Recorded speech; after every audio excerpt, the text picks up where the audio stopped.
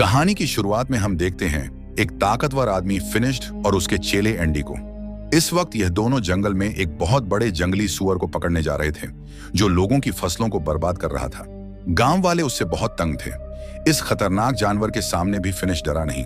उसने आंडी से कहा कि सब मुझे हीरो मानते हैं, अगर मैंने इस सुअर को काबू में नहीं किया तो क्या इज्जत रह जाएगी मेरी। उसने हथियार उठाया और सुअर पर हमला किया, लेकिन इन छोटे हमलों से सुअर पर कोई भी असर नहीं हुआ। फिनिश की मदद के लिए एंडी ने भी अपने हथियार से सुअर पर हमला बोल दिया, लेकिन उसका हथियार सुअर की नाक में चला गया और वह नींद से जाग गया। अब सुअर गुस्से में आ गया और एंडी की ओर बढ़ा, लेकिन तभी फिनिश उसके आगे आ गया उसे रोकने के लिए। उसने पूरा जोर लगाया, लेकिन इस ताकतवर जानवर को रोक नहीं पाया। अपना थोड़ा सा जोर लगाकर ही सुअर ने फिनिश को हवा में उड़ा दिया और आखिर में वह नीचे आकर सुअर के ऊपर ही गिरा। इस सुअर को काबू में लाने के लिए एंडी ने फिनिश की तरफ एक रस्सी फेंकी। जैसे ही फिनिश ने रस्सी पकड़ी, यह सुअर हवा में उड़ने लगा। फिनिश ने रस्सी को इस सुअर के दोनों पंखों और उसके सींग में बांध दिया, जिससे वो सुअर फिनिश के काबू में आ गया और फिनिश उसे अपने हिसाब से उड़ाने लगा। जल्द ही वो उसे उड़ाते हुए गांव में ले गया। जब गांव वालों ने देखा कि इतने बड़े जानवर को भी फिनिश अपने इशारों पर नचा रहा है, तो सब लोग उसके नाम की जय जयकार करने लगे। इन्हीं लोगों के बीच बाबा यागा नाम की एक जादूगरनी भी है। उसने फिनिश से कहा कि अगर तुम इतने ही ताकतवर हो तो साबित करके दिखाओ। उसके घर के आगे एक बड़ा पत्थर पानी को रोक रहा है, तो उसने फिनिश को पत्थर वहां से हटाने की चुनौती दी। फिनिश ने कहा कि मैं बहुत बड़ी बड़ी मुसीबतों का सामना कर चुका हूं, और जादूगरनी ने उसे यह छोटा सा चैलेंज दिया है। वो अपनी बहादुरी के किस्से सुनाने लगा। याका ने कहा कि जब तक मैं अपनी आंखों से नहीं देखती, मैं नहीं मानने वाली। यह सुनकर अब सब लोग हंस पड़े। फिनिश गुस्से में अपने घर चला गया। उसे याका पर बहुत गुस्सा आ रहा था, क्योंकि अब उसकी बहादुरी की तारीफ करने की बजाय लोग उसका मजाक उड़ा रहे हैं। अब वह अपनी ताकत को सबके सामने साबित करना चाहता था, जिससे लोग फिर से उसकी वाहवाही करने लगे। एंडी ने सलाह दी कि ऐसा करने का एक रास्ता है। सामने जो टावर है ना, ऐसा माना जाता है कि वहां एक राक्षस ने एक बेहद खूबसूरत लड़की को कैद कर रखा है, और वह लड़की एक राजकुमारी है। अगर तुमने उस राक्षस को मारकर राजकुमारी को आजाद कर दिया तो पूरी दुनिया में तुम्हारा नाम गूंजेगा। फिनिश ने तय कर लिया कि वह इस राक्षस से जरूर लड़ेगा। रात होते ही फिनिश और एंडी उस टावर की ओर निकल पड़े। वहां पहुंचकर उसने देखा कि यहाँ पहले से ही कुछ योद्धा इस राक्षस को हराने आए थे, लेकिन वह लोग मशहूर होने यहाँ नहीं आए। वह तो राजकुमारी को बचाकर उससे शादी करना चाहते हैं। उन सब ने फिनिश से पूछा कि अगर उन्होंने मिलकर राक्षस को हरा दिया तो राजकुमारी किसे मिलेगी। इस बात पर फिनिश ने कहा कि मुझे नहीं चाहिए यह राजकुमारी, मैं तो बस यहाँ पर नाम कमाने आया हूँ। अलग जाकर फिनिश ने एंडी को बताया कि वह उस राक्षस को अकेले मारना चाहता है, इसीलिए वह सुबह का इंतजार नहीं करेगा। यह कहकर वह टावर के अंदर खिड़की से चला गया। वहां पहुंचते ही फिनिश को वह खूबसूरत राजकुमारी मिली। उसने फिनिश से कहा कि क्या तुम भी मरने के लिए आए हो। फिनिश ने कहा कि मैं तुम्हें बचाने आया हूं। यह सुनकर लड़की भाग के अंदर चली गई। उसे रोकने के लिए फिनिश ने उसका हाथ पकड़ लिया। राजकुमारी ने अपना हाथ छुड़ाया और एक पिलर के पीछे चली गई। तभी पीछे से एक सांप ने फिनिश पर हमला कर दिया। फिनिश इस सांप से लड़ने लगा। तभी फिनिश को समझ आया कि यह कोई आम सांप नहीं है, बल्कि उस राक्षस की पूंछ है जिससे लड़ने वह यहां आया है।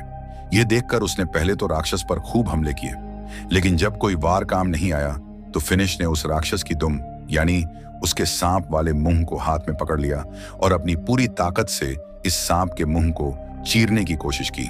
लेकिन जैसे ही फिनिश ने उसका मुंह अपने हाथों से खोला, सांप ने फिनिश की आंखों में थूक दिया और अब फिनिश को नजर आना बंद हो गया। वह अंधा हो गया। अंधा होने पर भी फिनिश ने हार नहीं मानी और अपने पैर से टटोलकर अपना हथियार ढूंढ लिया। अब फिनिश ने दोबारा उस राक्षस पर हमला किया, लेकिन वो राक्षस गायब हो गया। फिनिश ने इतने हमले किए कि टावर टूटने लगा। टावर टूटने के शोर से सभी योद्धा भी जाग गए। वह सभी टावर से गिर रहे मलबे के पास आए। इन योद्धाओं को ना राजकुमारी दिखी, ना ही राक्षस। बस दिखा तो मलबे के नीचे दबा हुआ फिनिश, जो धीरे धीरे उठ रहा था। जब एंडी को पता चला कि फिनिश अपनी आंखें खो चुका है, तो वह उसे वहां से ले जाकर घर छोड़ आया। फिनिश अपनी आंखों को खोकर बहुत गुस्से में था। वह बहुत चिड़चिड़ा हो गया था। उसकी यह हालत एंडी से देखी नहीं गई। एंडी मदद के लिए बाबा यागा के पास गया। उसने बाबा यागा को सब कुछ बताया कि फिनिश के साथ क्या हुआ, लेकिन बाबा यागा ने मदद करने से साफ मना कर दिया, क्योंकि जब वह मुसीबत में थी तो फिनिश ने भी उसकी मदद नहीं की थी। यह बात जब फिनिश को पता चली तो वह बहुत उदास हो गया। इसी तरह वक्त गुजरता रहा। अब एंडी ने भी फिनिश के पास आना बंद कर दिया था। वह अपने सारे काम बहुत मुश्किल से कर पाता। बाहर जाकर खाने पीने का सामान खरीद कर लाता, लेकिन बच्चे उसके फल चुरा लेते। अब उसके पैसे भी खत्म होने वाले थे। एक दिन एंडी फिनिश के घर आया तो उसने गुस्से में एंडी से कहा कि उसके पास एंडी के लिए कोई काम नहीं है, तो तुम एक काम करो, कुछ और ढूंढ लो। यह सुनकर एंडी वहां से चला गया। बीतते समय के साथ फिनिश्ड के सारे पैसे खत्म हो गए। अब वह दिन आ गया कि फिनिश्ड बाजार के सड़े गले फल खाने लगा। ऐसे ही एक दिन जब उसे सड़ा गला फल भी नहीं मिला तो वह अपनी टोकरी लेकर बाजार में बैठा रहा। बाबा यागा वहां से गुजर ही रही थी कि तभी उसने फिनिश को देखा तो उसने अपनी टोकरी से कुछ खाने का सामान फिनिश की टोकरी में डाल दिया। इससे पहले यह दोनों कुछ बात करते गांव पर कुछ लुटेरों ने हमला कर दिया। ये लुटेरे गांव के लोगों को मारने लगे तो नहीं सकता, लेकिन उसे अच्छे से सुनाई दे रहा था कि कैसे लोग मर रहे हैं, तड़प रहे हैं। जैसे ही लुटेरे उसके पास आए उसने आवाज सुनकर वापस उन पर हमला किया। कुछ देख ना पाने के बावजूद भी सिर्फ आवाज के सहारे वह 2-3 डाकुओं से एक साथ लड़ रहा था। एक दूसरे डाकू ने फिनिश पर रस्सी फेंकी, लेकिन फिनिश ने यह रस्सी पकड़कर डाकू को घोड़े से नीचे गिरा दिया और फिर उसे अपनी तरफ खींचकर उसकी खूब धुलाई की। लेकिन कुछ डाकुओं ने पीछे से उस पर हमला किया और वह वहीं बेहोश हो गया। जब उसे होश आया तो वह एक शिप में था। उसकी गर्दन और हाथों को एक लकड़ी में बांधा गया था। इस जहाज में बाबा यागा और गांव के काफी सारे लोग भी थे। फिर हमने देखा कि एंडी भी यहाँ है। वो जहाज में आजाद घूम रहा था। बाबा यागा ने पूछा कि तुम आजाद कैसे घूम रहे हो? तो उसने कहा कि मैंने इन डाकुओं को यकीन दिला दिया है कि मैं इनकी तरफ ही हूं, मैं इनकी मदद करूंगा। साथ ही वह गांव वालों के ऊपर डाकुओं के लिए नजर भी रखेगा। एंडी के पास इस वक्त एक सोने का चिराग है जो उसने डाकुओं से चुराया था। उसने कहा कि वह इस चिराग को बेचकर खूब पैसे कमाएगा। जैसे ही एंडी ने इस चिराग को रगड़कर साफ किया तो उसमें से एक जिन बाहर निकला। उसे देखकर सब घबरा गए, यहां तक कि एंडी भी नीचे का शोर सुनकर एक डाकू वहां आ गया, लेकिन जिन ने इस डाकू को मारकर ऊपर फेंक दिया। जब जिन एंडी के पास गया उसकी ख्वाहिश पूछने तो एंडी ने कहा कि वापस चिराग में चले जाओ, और वह जिन दोबारा से चिराग में चला गया। ऊपर से एक डाकू आया और एंडी के गले पर तलवार तान कर अपना चिराग उससे वापस ले लिया और कुछ ही देर में यह जहाज अरेबिया पहुंचा। गांव से लाए हुए सभी लोगों को गुलाम के तौर पर बेचने के लिए खड़ा कर दिया गया। वहां एक नकाबपोश आदमी आया और उसने फिनिश्ड बाबा यागा और एंडी को खरीद लिया। वो उन्हें अपने महल में ले गया। वहां पहुंचते ही सभी लोग इतना बड़ा महल देखकर हैरान रह गए। इस महल में रोबोट काम कर रहे थे। हालांकि यह बहुत ही पुराना जमाना है। तभी उस आदमी ने अपने चेहरे से नकाब हटाया। उसने कहा कि हैरान मत हो, मैं एक साइंटिस्ट हूं और ये सभी रोबोट उसी ने बनाए थे। इस आदमी ने बताया कि उसने और भी बहुत सी मशीनें बनाई हैं जिससे इंसानों का काम आसान हो सके। फिनिश ने इस आदमी को अपनी कहानी बताई कि कैसे वह पहले एक बहुत ताकतवर योद्धा था और अंधा होने के बाद उसकी जिंदगी नर्क हो गई। साइंटिस्ट ने कहा कि मैंने तुम्हारे और बाबा यागा के बारे में सुना है। यह आदमी गुलामों को खरीद कर उन्हें आजाद कर देता है। जैसे ही खाने का वक्त हुआ, साइंटिस्ट ने अपने रोबोट से खाना मंगवाया। यह देखकर तो सब लोग बहुत इंप्रेस हो गए। इन सबको लगा कि यह कोई जादू है, लेकिन साइंटिस्ट ने बताया कि यह कोई जादू वादू नहीं है। मैं पिछले 500 साल से इनके ऊपर काम कर रहा हूं। यह सुनकर याका हैरान हो गई और कहा कि तुम 500 साल से इतने जवान कैसे हो? इस पर साइंटिस्ट ने कहा कि मैंने एक ऐसा केमिकल तैयार किया था जिसे पीकर लोग हमेशा के लिए जवान बने रह सकते हैं। अब वो उन तीनों को अपनी लैब दिखाने ले गया। वहां जाकर फिनिश ने पूछा कि तुमने यह केमिकल कैसे तैयार किया और क्या उसे पीकर मेरी आंखें भी वापस आ सकती हैं? साइंटिस्ट ने कहा कि उससे तो नहीं हो पाएगा, लेकिन मेरे पास एक दूसरी चीज है। उसने फिनिस्ट को एक चश्मा पहनाया जिससे उसे दोबारा सब कुछ दिखने लगा। साइंटिस्ट का मानना था कि साइंस की मदद से कोई भी चमत्कार किया जा सकता है और जो लोग जादू का इस्तेमाल करते हैं वह दुनिया को नुकसान पहुंचाते हैं, और इन नुकसान पहुंचाने वाली चीजों को खत्म करने के लिए ही उसने एक मशीन बनाई है। अपनी बात को साबित करने के लिए उसने वो चिराग निकाला जो उसने लुटेरों से खरीदा है। याका ने कहा कि यह खतरनाक हो सकता है, लेकिन साइंटिस्ट रुका नहीं। उसने चिराग को घिसा और उसमें से जिन निकला। उसने अपनी मशीन चला दी जिसने जिन को अपने अंदर खींच लिया, जिसके बाद उसने कहा कि देखा, मेरे आविष्कार ने जीनी को खत्म कर दिया। उसी रात साइंटिस्ट को पता चला कि पास की एक पहाड़ी पर एक राक्षस है जो आम आदमियों को नुकसान पहुंचा रहा है। साइंटिस्ट ने कहा कि उसे तो पकड़ना ही होगा। जब यह बात फिनिस्ट को पता चली कि इस राक्षस का शेर जैसा मुंह है और सांप जैसी दुम, तो फिनिस्ट तुरंत समझ गया कि यह तो वही राक्षस है जिसने उसे अंधा किया था। फिनिश ने साइंटिस्ट से कहा कि मैं भी साथ चलूंगा, मुझे उस राक्षस से बदला लेना है। लेकिन साइंटिस्ट उसकी जान को खतरे में नहीं डालना चाहता। इस पर फिनिश ने कहा कि आपने मेरी मदद की है, इसलिए मैं भी आपकी मदद करूंगा। इसके बाद साइंटिस्ट ने फिनिश को एक गैजेट दिया जिसे अगर राक्षस के पास रखा जाए तो वह खुद ही उसमें कैद हो जाएगा। रात को बाबा यागा इस साइंटिस्ट की लैब में घुस गई। वो यहां से उस केमिकल को पीना चाहती थी ताकि वह भी हमेशा जवान रहे। लेकिन साइंटिस्ट ने उसे पकड़ लिया और कहा कि अगर तुम लोग राक्षस को लाने में कामयाब हो गए तो मैं खुद ही तुम्हें उस केमिकल का थोड़ा हिस्सा दे दूंगा।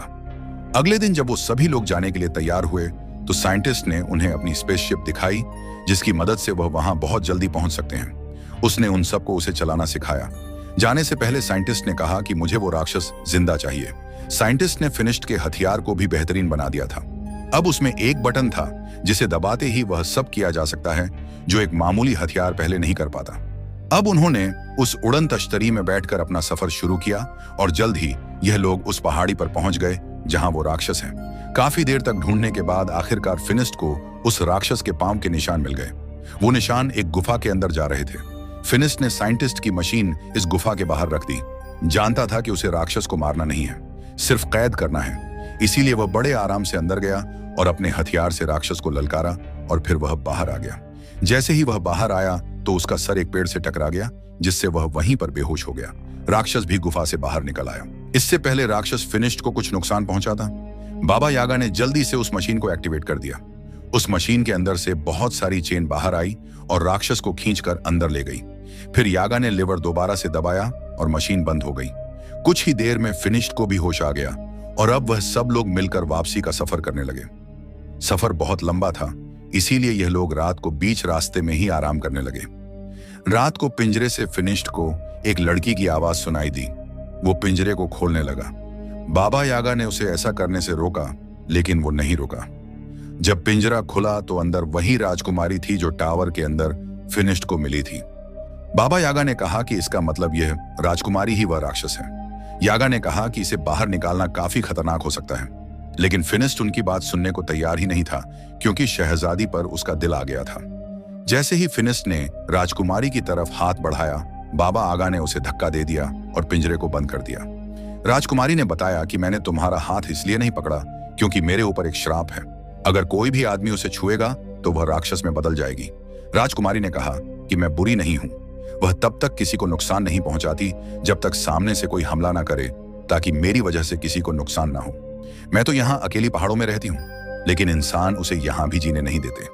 इसके बाद हमने देखा कि साइंटिस्ट ने एक किसान की बिल्ली चुराई थी। किसान ने उससे भीख मांगी कि यह बिल्ली किसी का कोई नुकसान नहीं करती, बल्कि फायदा ही करती होगी थोड़ा बहुत।